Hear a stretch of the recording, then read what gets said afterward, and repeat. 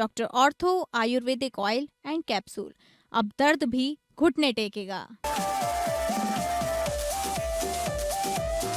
SIR से बाहर लोगों का राशन कार्ड रद्द करने को चुनौती देने वाली याचिका पर सुप्रीम कोर्ट ने याचिकाकर्ता को कलकत्ता हाईकोर्ट जाने को कहा। न्यायमूर्ति नागरत्ना ने अनुच्छेद 32 की उपयुक्तता पर सवाल उठाया।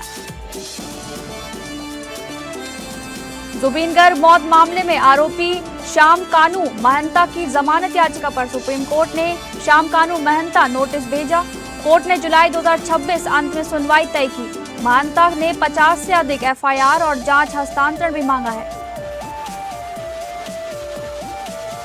सुप्रीम कोर्ट ने टाडा दोषी राशिद खान की समय पूर्व रिहाई के दिल्ली हाईकोर्ट आदेश पर रोक लगाई। पश्चिम बंगाल सरकार ने हाईकोर्ट फैसले को सुप्रीम कोर्ट में चुनौती दी है। कोर्ट ने खान को 4 हफ्ते में जवाब दाखिल करने को कहा। वकालत फॉर्मों के लिए ट्रेड लाइसेंस अनिवार्य नहीं। कलकत्ता हाईकोर्ट ने वकालत फॉर्मों के लिए ट्रेड लाइसेंस अनिवार्य नहीं माना।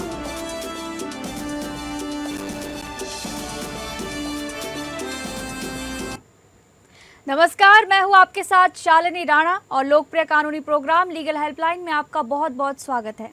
इस प्रोग्राम में हमारे कानूनी विशेषज्ञ रोजमर्रा की जिंदगी की समस्याओं से जुड़े कानूनी मसलों पर आपकी शंकाओं का समाधान करते हैं। तो आप भी फोन करके हमारे विशेषज्ञ से कानूनी राय ले सकते हैं।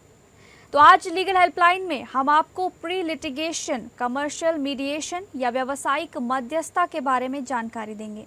इस मसले पर जानकारी देने के लिए हमारे साथ आज जुड़े हैं अधिवक्ता राजेंद्र साहू जी। राजेंद्र साहू जी, आपका बहुत बहुत स्वागत है लीगल हेल्पलाइन में। नमस्कार शालिनी जी। तो दर्शकों, अगर आपका कोई सवाल है तो आप फोन करके राय ले सकते हैं। हमारे फोन नंबर्स हैं 0120612797। हमारा दूसरा फोन नंबर है 0120612798।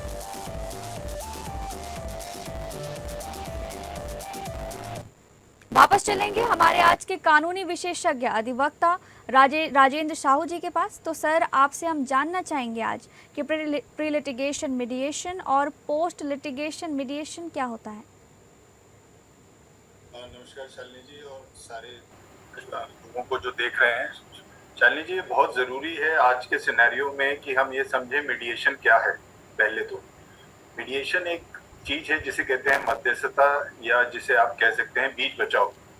मीडिएशन आज की डेट में और आज के सिनेरियो में जिस तरह से कोर्ट्स में केसेस का नंबर बहुत ज़्यादा बढ़ रहा है, एक मीडिएशन एक इफेक्टिव टूल है जिससे कि हम कोर्ट में जाके एक लंबे प्रोसीजर से बच के मीडिएशन के थ्रू चीज़ों को सॉल्व करवा सकते हैं।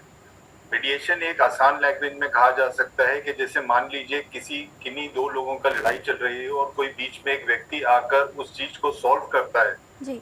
तो वैसे ही एक मीडिएटर मीडिएशन में किसी 2 व्यक्तियों में या 2 पार्टीज में कोई भी डिस्प्यूट हो या कोई भी प्रॉब्लम हो तो उसे आके बीच में सॉल्व कर सकता है। और आज की डेट में क्योंकि गवर्नमेंट ने मीडिएशन एक्ट 2023 को लाके उसको एक एनफोर्सिबिलिटी दी है कि जो भी मीडिएशन में सेटलमेंट्स होंगे वो एक एनफोर्सेबल होंगे like a civil courts decree. तो जैसे कि एक सिविल कोर्ट की डिक्री होती है जो कि एकदम बाइंडिंग होती है जिस पर्सन के अगेंस्ट हो, वैसे ही आज की डेट में मीडिएशन का भी वही पर्पस है। तो जैसे आपने मेरे से पूछा, मीडिएशन में 2 पार्ट्स हैं, एक तो है प्री लिटिगेशन मीडिएशन और एक है पोस्ट लिटिगेशन। तो प्री जो मीडिएशन है, प्री लिटिगेशन जो है वो है तब है जबकि आप सूट फाइल करने से या कोई केस जो कोर्ट में फाइल करने से पहले आप इसमें मीडिएशन में जाते हैं और अपने ग्रीवियंसेस मीडिएटर के सामने रखते हैं और अगर वो सॉल्व हो जाता है तो वो प्री लिटिगेशन मीडिएशन है। और जो पोस्ट है उसमें आपने अगर सूट फाइल कर दिया है और यदि आपने कोई केस फाइल कर दिया है तो कोर्ट दोनों पार्टीज की मंजूरी लेके उसे एक मीडिएटर के पास मीडिएशन के लिए भेज सकता है। जी सर, आगे हम आपसे जानना चाहेंगे कि सामान्य मध्यस्थता और कमर्शियल मध्यस्थता में क्या अंतर होता है। जैसे मैंने बोला कि मीडिएशन कोई भी चीज है जिसमें 2 पार्टीज में अगर डिस्प्यूट हो तो उसको सॉल्व किया जा सकता है एक आसान तरीके से, बातचीत के तरीके से और एक म्यूचुअल अंडरस्टैंडिंग के तरीके से। तो वैसे ही जनरल मीडिएशन एक मीडिएशन है जिसमें कि जैसे कोई सिविल डिस्प्यूट हो, कोई स्मॉल डिस्प्यूट्स हो, मैट्रिमोनियल डिस्प्यूट्स हो, उनको जनरल कैटेगरी में लिया जाता है। और वहीं जैसे मान लीजिए नेबर के साथ डिस्प्यूट हो, फैमिली में डिस्प्यूट हो, तो उसे एक जनरल कैटेगरी में लिया जाता है जिसमें एक जनरल वे से दोनों पार्टीज बैठ के उसको सॉल्व कर सकते हैं। वहीं कमर्शियल डिस्प्यूट्स में जो कंपनीज हैं, जो बड़ी बड़ी कंपनीज हैं या कोई भी जो कंपनीज जो इस बिजनेस में है, जी। अगर उनके बीच में कोई भी कमर्शियल डिस्प्यूट होता है तो उसे कमर्शियल डिस्प्यूट कहते हैं और उसे सॉल्व करने के लिए एक प्रॉपर प्रोसीजर आया गया है जिसमें 12A में एक मैंडेट दिया गया है जिसमें मीडिएशन करना कंपलसरी है, उसके बाद ही सूट फाइल हो सकता है, उससे पहले नहीं। जी सर, आगे हम आपसे समझना चाहेंगे कि व्यावसायिक मध्यस्थता के लिए मध्यस्थ व्यक्ति जिसे मीडिएटर कहते हैं उसके लिए क्या स्किल्स होनी चाहिए?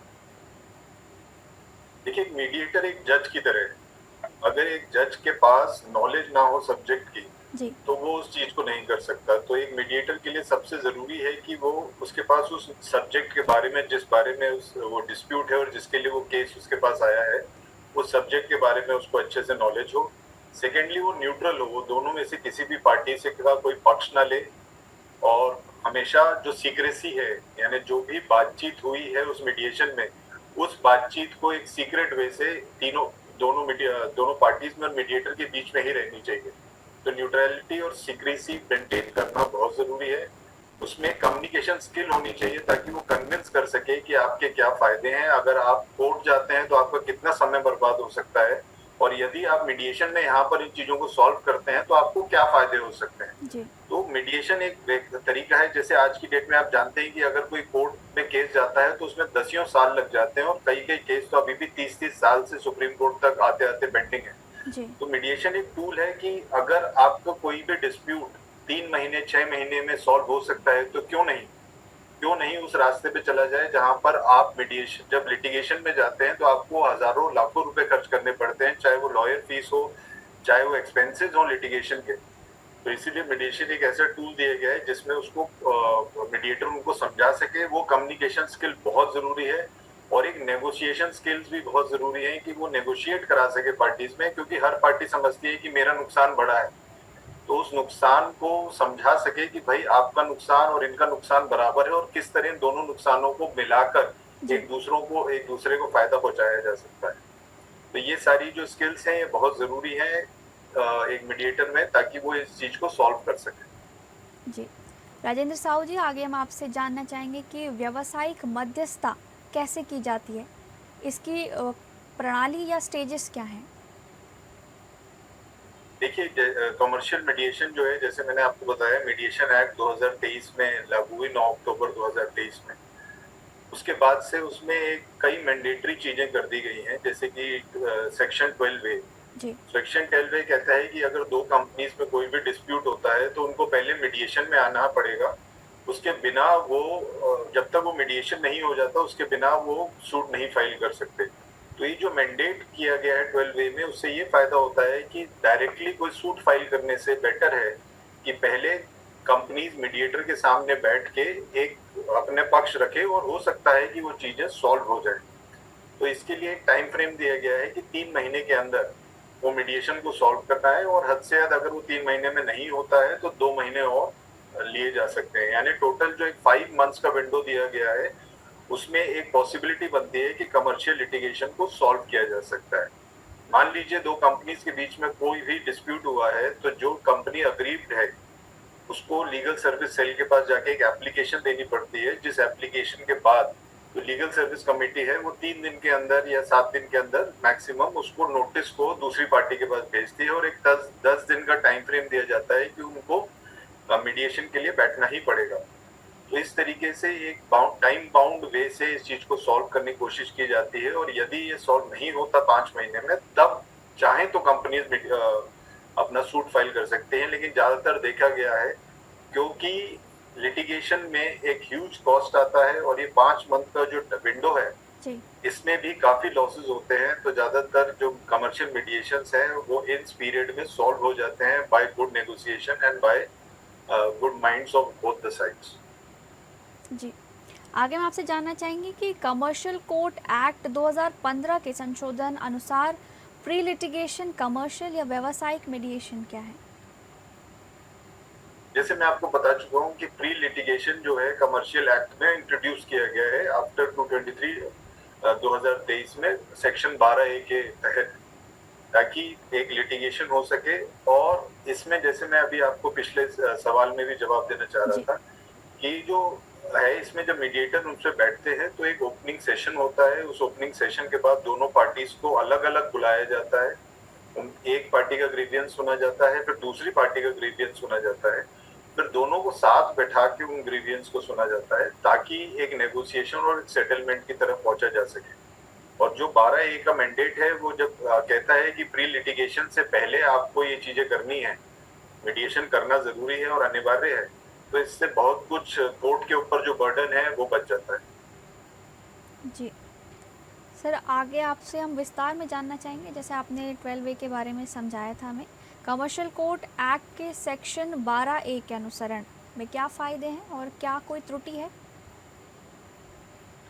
जैसे मैंने अभी आपको बताया कि सेक्शन 12A एक प्री लिटिगेशन है, जिसमें प्री लिटिगेशन मीडिएशन है, जिसमें आपको आना ही है, अनिवार्य है। इसको आप जंप नहीं कर सकते, क्योंकि कई कोर्ट्स के ऑर्डर्स भी हैं जिसमें कंपनीज में डायरेक्ट सूट फाइल किया तो उनको रिजेक्ट कर दिया गया इसी बेसिस पे कि मीडिएशन नहीं किया गया था। तो इसीलिए देखा जाए तो इसके फायदे बहुत है, नुकसान थोड़े कम है। फायदे ये हैं कि एक तो ये रिड्यूस करता है बैकलॉग्स को कोर्ट के, दूसरा ये रिड्यूस करता है टाइम और लीगल कॉस्ट को, ये प्रिजर्व करता है बिजनेस पार्टनरशिप्स को। तो बेसिकली आप देखें तो एक कॉन्फिडेंशियल प्रोसेस है जिसमें जो ह्यूज लिटिगेशन कॉस्ट है जी। उससे बचा जा सकता है, क्योंकि मीडिएशन में कोई कॉस्ट नहीं आता।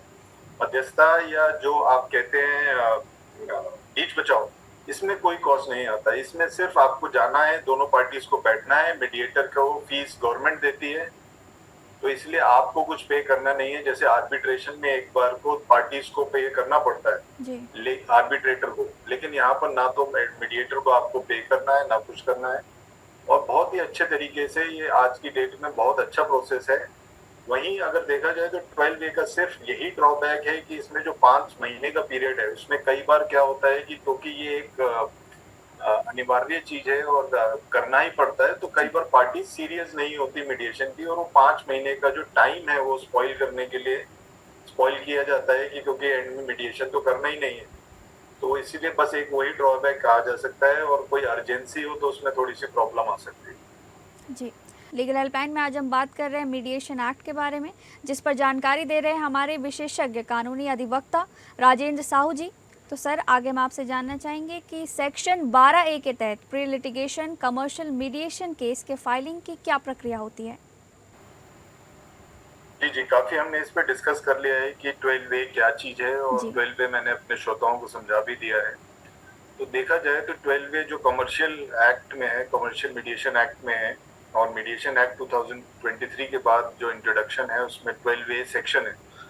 तो जो 12A सेक्शन है उसका प्रोसीजर ये है कि पहले तो जो भी अग्रीव्ड पार्टी है, मान लीजिए 2 पार्टीज हैं, उनमें से एक जो अग्रीव्ड है जिसका कहना है कि मेरे साथ गलत हुआ और मेरे को इतना पैसा लेना है, तो वो एक एप्लीकेशन फाइल करती है लीगल सर्विस कमेटी के सामने, और उस एप्लीकेशन को लेने के बाद लीगल सर्विस कमेटी एक नोटिस इशू करती है दूसरी पार्टी को, और जो नोटिस इशू किया जाता है उसमें 10 दिन का टाइम दिया जाता है टू अटेंड द मीडिएशन।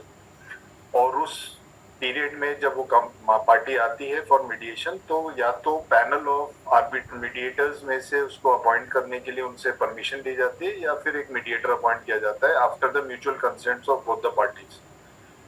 फिर उसके बाद एक, जैसे मैंने आपको प्रोसेस बताया, जिसमें मीडिएटर पहले तो दोनों पार्टी से बात करता है, फिर अलग अलग एक एक पार्टीज के ग्रीवियंसेस देखता है, और फिर दोनों पार्टीज को साथ बैठा के रास्ता सुलझाने का रास्ता देखा जाता है, ताकि किसी तरीके से ये चीज कमर्शियल सॉल्व हो सके, जिसमें डिस्प्यूट फाइनेंशियली या किसी और तरीके से सॉल्व किया जा सके। और यदि अगर ये सॉल्व हो जाता है तो उसके लिए एक रिपोर्ट फाइल की जाती है, और एक मीडिएशन सेटलमेंट होता है, जो कि mediation settlement under section 27 is enforceable like the decree of a civil court, यानी जैसे सिविल कोर्ट में डिक्री होती है वैसे ही एनफोर्सेबल है। तो कोई भी पार्टी बाद में बदल नहीं सकती कि मैंने ये मीडिएशन नहीं किया था जी।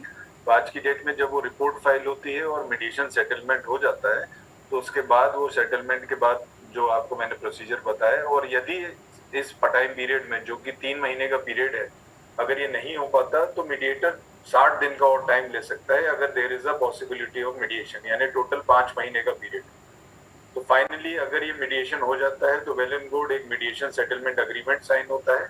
और यदि अगर ये मीडिएशन नहीं हो सकता तो फिर एक नो ऑब्जेक्शन दिया जाता है कि भाई ये मीडिएशन नहीं हुआ, मीडिएशन फेल्ड की रिपोर्ट के बाद जो भी पार्टी अग्रीव्ड है वो चाहे तो सूट फाइल कर सकती है, और जैसा फिर लीगल प्रोसीजर है वैसा प्रोसीजर चलता है, चाहे वो सालों लगे या कितना भी टाइम लगे। जी सर, आगे हम जानना चाहेंगे कि इस पूरी मीडिएशन प्रक्रिया में एक केस हल करने में पार्टी को कितना समय निर्धारित दिया गया है?